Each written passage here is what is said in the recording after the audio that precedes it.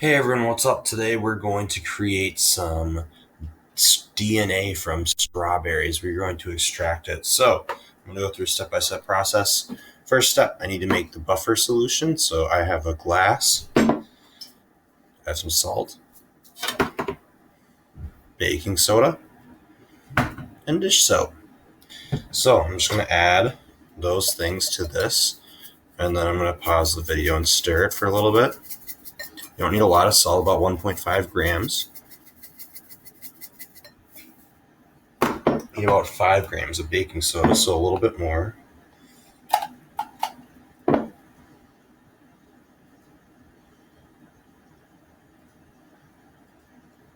And need not as much dish soap. You need about 5 milliliters, so I'm just going to put in very little bit.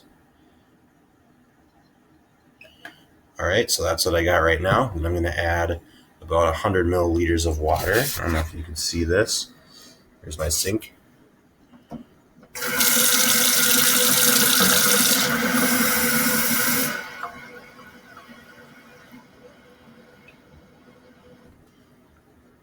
I'm going to stir.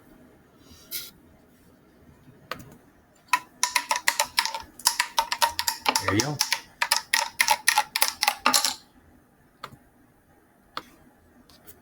Next, I'm going to take some fruit and I'm going to grind it into a bag. So I'm going to put it into my bag.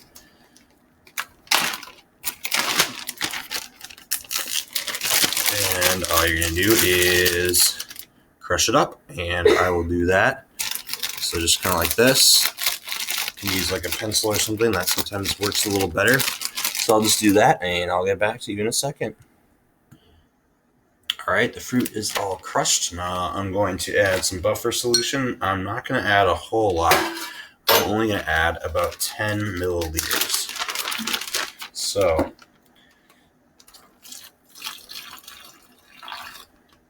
about that much.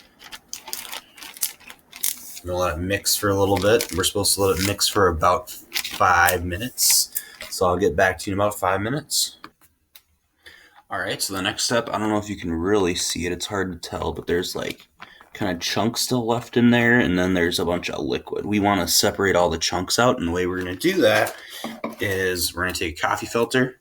We're going to take this pouring device, and I'm going to tape the coffee filter on there. So see if I can adjust the screen so you can see what I'm doing here.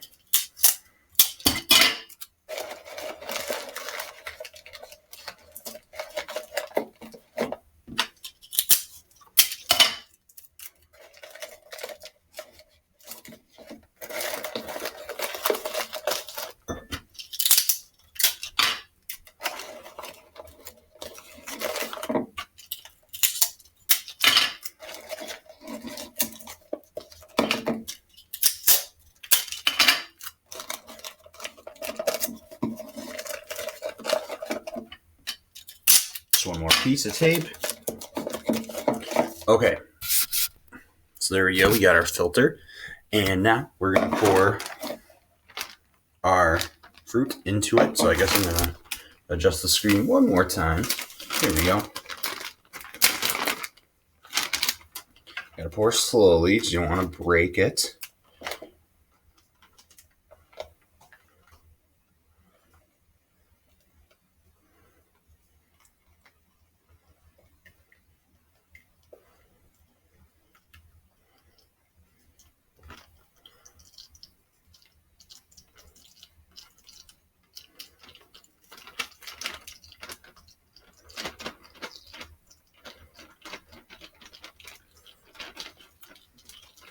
All right.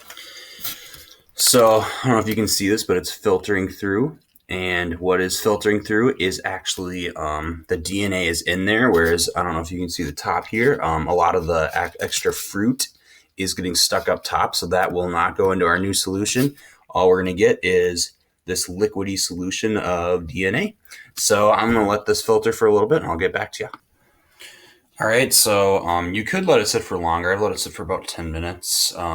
There's still a lot of liquid at the top, but that's partially because I just did so much. Normally in class, I wouldn't have you do quite as much as I am doing. This is the most important part. We don't want any of this getting in the solution. So what I'm going to do is I'm going to make sure I'm over the garbage can, which you probably can't see. It's a garbage can down here. I'm going to take this out and make sure it dumps into the garbage can.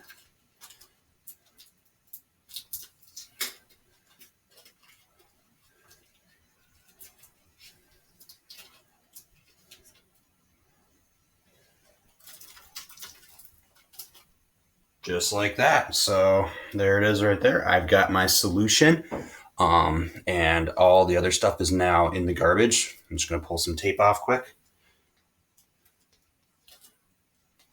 Sweet. All right, so did that. Now what I'm going to do is I am going to pour it. Normally I'd pour it into a test tube, but I did not grab one before the school closed. So I'm just going to pour it into this right here. This little baking thing. So there is what I've got right there, and this is a lot. So I'm going to actually put more than I normally would. So I went to Target and got some rubbing alcohol. This is the last step, is you need to add some cold rubbing alcohol. So I left this in my freezer last night. This is different than water. If you leave isopropyl alcohol in the freezer at night, overnight, it will not freeze, but it is cold. That's what we need for this lab. So I'm going to take that. I'm going to add it to my solution.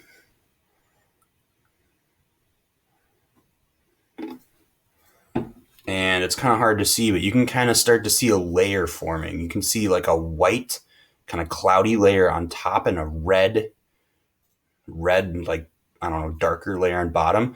That top layer is actually going to be our DNA that's forming. So I'm going to let this form for another minute, then I'm going to turn the video back on.